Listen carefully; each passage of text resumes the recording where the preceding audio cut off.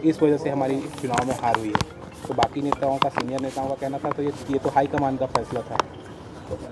नहीं, एकता का अमृत निकला है महाकुंभ से, और अगर जो नहीं वहाँ गए हैं वो 144 वर्षों तक तो पश्चाताप रहेगा ही रहेगा उनको। 144 वर्ष के बाद वो जा सकते हैं। सर, पंजाब में जो स्थिति है बॉर्डर के पास किसानों की, उसको किस तरह देख रहे हैं सर?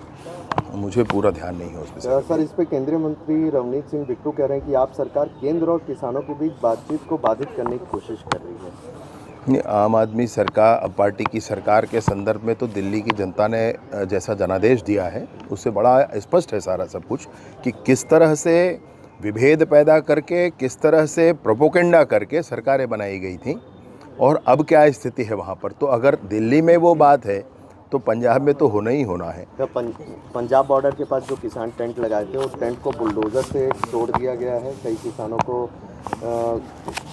झड़प भी हुई है किसानों के साथ पुलिस की। मसला क्या है भाई? दिल्ली के संदर्भ में तो मैं केंद्र की सरकार से निवेदन करता हूँ कि जैसे रायपुर में और अन्य स्थानों पर ये किया गया कि हड़ताल के लिए एक स्थान निर्धारित किया जाए, प्रदर्शन के लिए एक स्थान निर्धारित किया जाए। लोकतंत्र है, प्रदर्शन का ये अर्थ नहीं है कि आप महीनों महीनों तक पूरी सड़कें जाम करके रख दें। एक जगह आप रखिए, वहाँ पर प्रदर्शन करिए और सरकार से अपनी बात रखिए। ये व्यवस्था वहाँ भी होनी चाहिए। दिल्ली में पूरा देश जाता है भाई, किसी 2-4 लोगों का नहीं है वहाँ आसपास के रहने वालों का दिल्ली। ये समझना चाहिए सबको। क्या बोलते हैं, रायपुर में सौगात मिली है, उसके बाद नागपुर है और उड़ीसा है। 3 जगहों पर फोरेंसिक साइंस का ये यूनिवर्सिटी फोरेंसिक साइंस NFSU का यूनिट रायपुर में प्रारंभ होना है। जो तीनों हमारे नए कानूनी प्रावधान हैं जो भारत की संसद में पारित होकर और भारत में लागू होने हुए हैं, उन तीनों में ये बहुत आवश्यक तौर पर कहा गया है कि 7 साल से अधिक सज़ा वाली कोई भी घटना होती है उसका फॉरेंसिक टेस्ट कराना, फॉरेंसिक साइंस से जांच कराना आवश्यक है, और इसलिए बहुत बड़ी संख्या में हमको इस चीज़ की आवश्यकता पड़ेगी।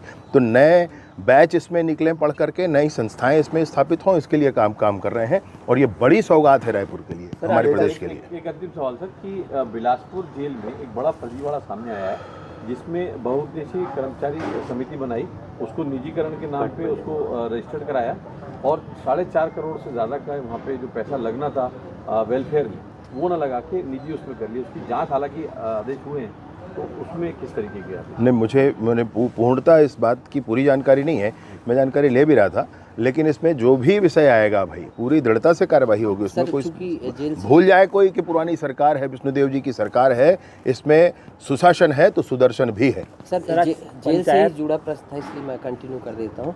अंबिकापुर जेल में जो दोहरे हत्याकांड का जो आरोपी था, उसके सेल से मोबाइल और अन्य सामग्रियाँ बरामद हुई हैं।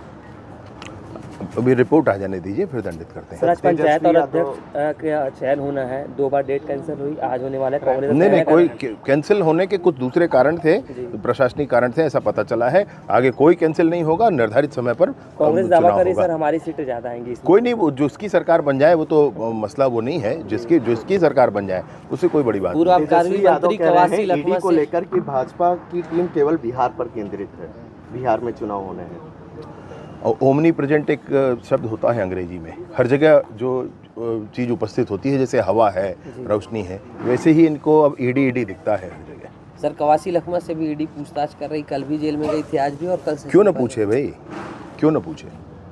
मुझे कोई लेन देन नहीं ईडी की वो जांच है, ईडी अपनी जांच करे, लेकिन मैं ये कहना चाहता हूँ कि घोटाला हुआ है, सब जानते हैं भाई, छत्तीसगढ़ में हुआ है तो पूछा ना जाएगा, क्यों ना पूछा जाए? लेकिन वो कह रहे हैं टारगेट कर रहे हैं। और अच्छा, आपको किया क्या टारगेट?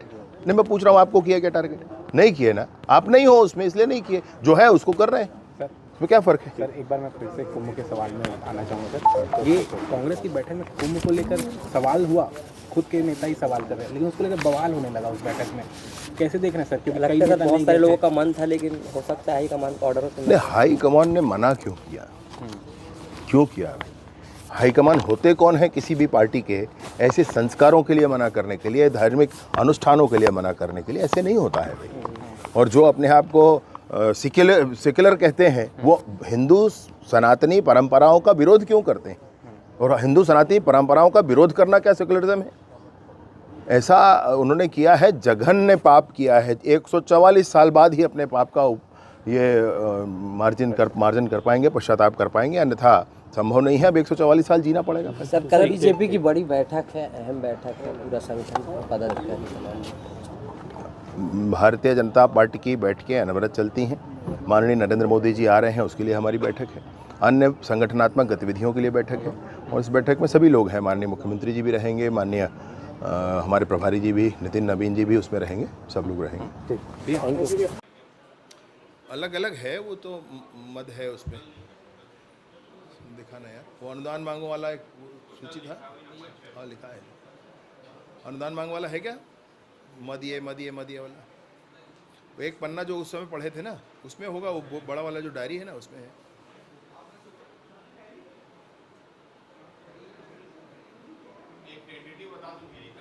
$20,000 करोड़ के आसपास है सभी मिलाकर, सभी को मिलाकर के 20,000 करोड़ से अधिक का बजट है। और इस बजट में 20,000 करोड़ का बजट होने का अर्थ यह है भाई, उसमें तनख्वाह में सर्वाधिक राशि जाती है। मान जो इसको हम प्लान्ड एक्सपेंडिचर कहते हैं, उसमें सर्वाधिक राशि जाती है और बाकी फिर थोड़ा काम बस जगह राशि होती है जिसमें अन्य कार्य किए जाते हैं। 1 करोड़ के काम स्वीकृत किए जाते हैं। हाँ, इलवद पंचायत अभियान है और इस अभियान के अंतर्गत वह ग्राम पंचायत जिनके अंतर्गत आने वाले सारे, चाहे वो मिलिशिया के हों या सीएनएम के लोग हों, वो सरेंडर करते हैं और पंचायत प्रस्ताव करता है कि हम माओवाद मुक्त हुए, ऐसे पंचायतों को तुरंत ही 1 करोड़ के निर्माण कार्य स्वीकृत किए जाएंगे। उनके गांव में मोबाइल का नेटवर्क लाया जाएगा मुख्यमंत्री मोबाइल टावर योजना के अंतर्गत, और उन गांवों में विद्युत, तार वाला विद्युत, रेगुलर जो विद्युत है वह पहुंचाया जाएगा और तब तक के लिए वहां पे सोलर लाइट की व्यवस्था की जाएगी। ये सारे कामों के साथ इस अभियान में आगे बढ़ेंगे। जी, अनुदान मांगों पर चर्चा हुई तो उसमें नक्सल क्षेत्र में होने वाले काम, हमको 6,085 जो नए पद मिले हैं, नए पदों की स्वीकृति हुई है, सृजन हुआ है नए पदों का। मैंने उनका सबका ब्यौरा रखा है। नक्सल क्षेत्र में होने वाले कामों के संदर्भ में सारा ब्यौरा रखा है और विशेष रूप से प्रधानमंत्री आवास, जो कन्फ्यूज़न बता रहे थे, जो बात कह रहे थे, 18 लाख आवास, उस पूरे एक आवास का हिसाब सबको दिया है, पूरे सदन के समक्ष रखा है। जेलों में गौशाला बनाने के लिए सदस्य हमारे गजेंद्र यादव जी का प्रस्ताव आया था और बहुत ही अच्छा प्रस्ताव मुझे ये लगा है। हालांकि कुछ छोटे स्वरूप में है भी जेल में, परंतु उसको वृहद करते हुए और जेलों में गौशाला बना करके गौ सेवा का काम और वहाँ से डेयरी के रूप में उसको संचालित करने के लिए भी हम कोशिश करेंगे।